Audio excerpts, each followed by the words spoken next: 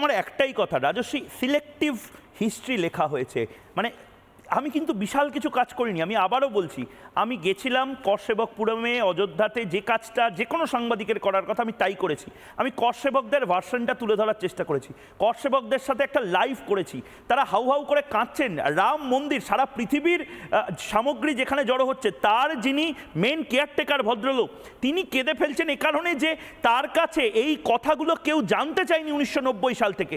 এই সিলেক্টিভ আউটরিচটা, এই selective history লেখাটা আসলে কাল হয়ে যাচ্ছে না বামপন্থী এবং এই তৃণমূল কংগ্রেসদের জন্য?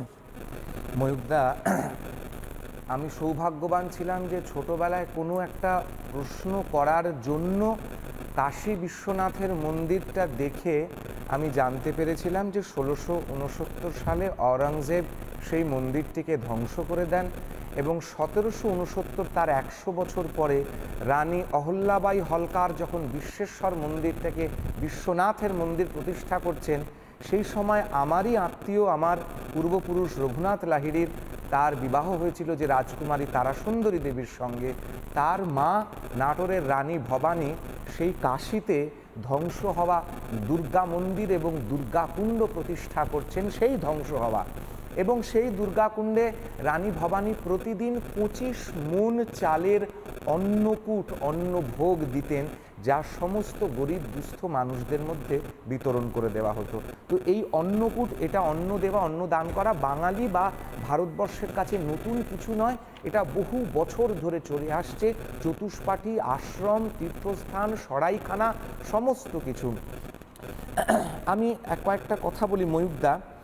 22শে জানুয়ারি 1,25,000 কোটি টাকার ব্যবসা শুধু রাম মন্দির সংক্রান্ত হয়েছে, যেটা ট্রেডার্স অ্যাসোসিয়েশনে জানাচ্ছে। 25,000 কোটি টাকার ব্যবসা একা উত্তরপ্রদেশে এবং 40,000 কোটি টাকা দিল্লি এনসিআরে হয়েছে, এটা জানাচ্ছে ট্রেডার্স অ্যাসোসিয়েশন, আমাদের কেউ জানাচ্ছে না। এবার প্রশ্ন হচ্ছে, তুমি এখানে বললে জাতের নয় ভাতের লড়াই কেন এখানে হচ্ছে। দেখো, বামপন্থীরা বলেন, তবে এই বামপন্থী অধিকাংশ নেতার কোনো জাতের ভাতের লড়াই কিন্তু পূর্ববঙ্গে ছিল না যখন তারা এখান থেকে এপার বাংলায় পালিয়ে আসেন। লড়াইটা জাতের ছিল, এটাকেই লুকিয়ে রাখার চেষ্টা, এটাকেই করা হয়েছে। আমি এখানে আরেকটা কথা বলবো, এই যে কেন এই যে রাষ্ট্র নাকি টাকা দিচ্ছে রাম মন্দির তৈরি করার জন্য, যেখানে রাষ্ট্র এক নয়া পয়সাও দিচ্ছে না। কিন্তু ময়ূকদা, শুনে আশ্চর্য লাগবে, আমি রিপাবলিক বাংলার দর্শকদেরকে জানাতে চাই, ভারতবর্ষের 9 লক্ষ মন্দিরের মধ্যে আনুমানিক 4 লক্ষ মন্দির বিভিন্ন রাজ্য সরকার, বিভিন্ন স্টেট কন্ট্রোল করে। অধিকাংশ হচ্ছে দক্ষিণ ভারতে, কেরালা, তামিলনাড়ু, আন্ধ্রা। হ্যাঁ, কেরালাতে, মানে কেরালাতে বাম সরকার আছে, সেখানেও কন্ট্রোল করে। তার রিসেন্ট, তার আরেকটা উদাহরণ হচ্ছে কেরালার বামফ্রন্ট সরকার যেখানে আছে সেখানেও কন্ট্রোল করে। তার রিসেন্ট কেস হয়েছে ত্রাভানকোরের কোচিনে রাজপরিবার, যারা পদ্মনাভ স্বামীর মন্দিরের মালিকানা যাদের কাছে ছিল, সেই মালিক রাজ্য সরকার নিজের হাতে নেওয়ার জন্য সুপ্রিম কোর্টে গিয়েছিল এবং ফাঁসি একটা থাপ্পড় খেয়েছিল কেরালার রাজ্য সরকার।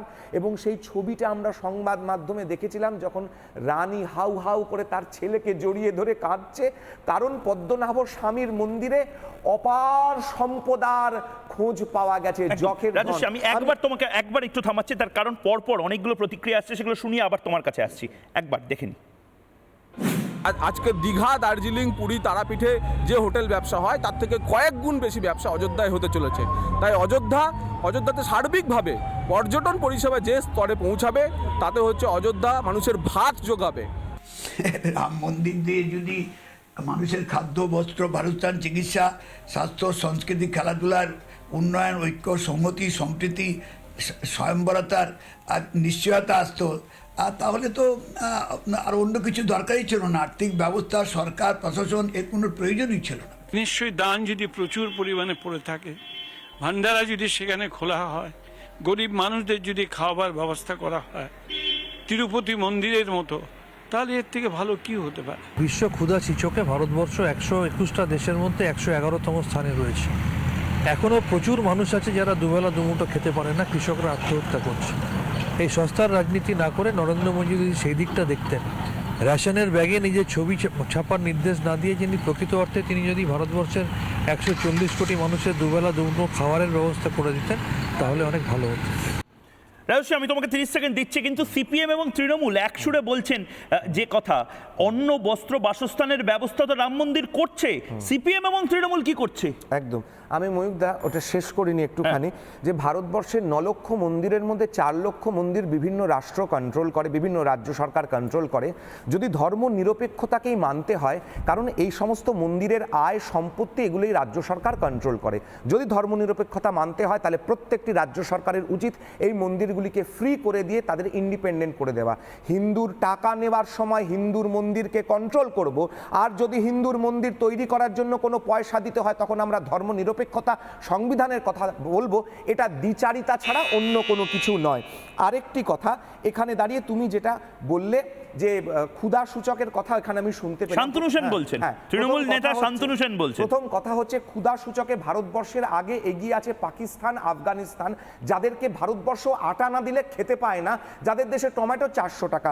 আমাদের আগে এগিয়ে আছে হ্যাপিনেস ইন্ডেক্সে শ্রীলঙ্কা এবং তার সঙ্গে সঙ্গে বাংলাদেশ, যে শ্রীলঙ্কাকে তেল, চাল সমস্ত কিছু ভারতকে পাঠাতে হয়েছিল, কারণ গণ অভ্যুত্থান ঘটেছিল, 6 লক্ষ কোটি টাকা তাদের ঋণ, তাদেরকে ভারত সাহায্য করছে, তাই জন্য তারা খেতে পাচ্ছে, বাঁচতে পারছে, কিন্তু তারা নাকি ভারতের থেকে এগিয়ে। বাংলাদেশকে আইএমএফ সাহায্য করলো, বাংলাদেশ উঠে দাঁড়াচ্ছে, তারা ভারতবর্ষের আগিয়ে। এবং এরকম এই লিস্টের মধ্যে এমন দেশ আছে যে দেশে কোনো আভ্যন্তরীণ প্রেস নেই, কোনো সংবাদ মাধ্যম নেই, কিন্তু তারা নাকি প্রেস স্বাধীনতাতেও ভারতবর্ষের থেকে আগিয়ে। তো আমি জানি না এগুলো কোন আলিমুদ্দিন থেকে, কোন যাবো বাংলার পেপারে এই স্ট্যাটিস্টিক্স গুলো বেরোয়, কোন জর্জ সোরসের ফান্ডিং থেকে বেরোয়, আমি জানি না। 80 কোটি মানুষকে কোভিডের সময় এখনো নরেন্দ্র মোদী সরকার বসিয়ে খাওয়াচ্ছে, যে চালগুলোতে মমতা ব্যানার্জি পশ্চিমবঙ্গে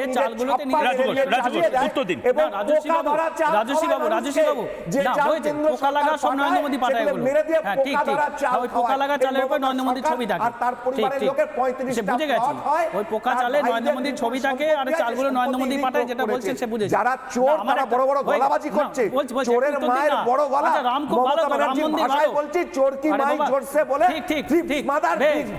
বেশ আপনার মুখে ফুল চন্দন পড়ুক। আমি বলছি যে যদি রাম মন্দির এত ভালো হয়, তাহলে ভারতীয় জনতা পার্টির যতগুলো অফিস আছে সবগুলো বন্ধ করে দিয়ে রাম মন্দির করে দিন না।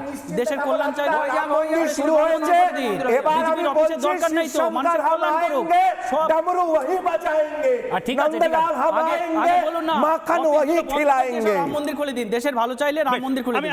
আমি অরিত্রর কাছে একদম তোমাদের জাগো বাংলা একদম অরিত্র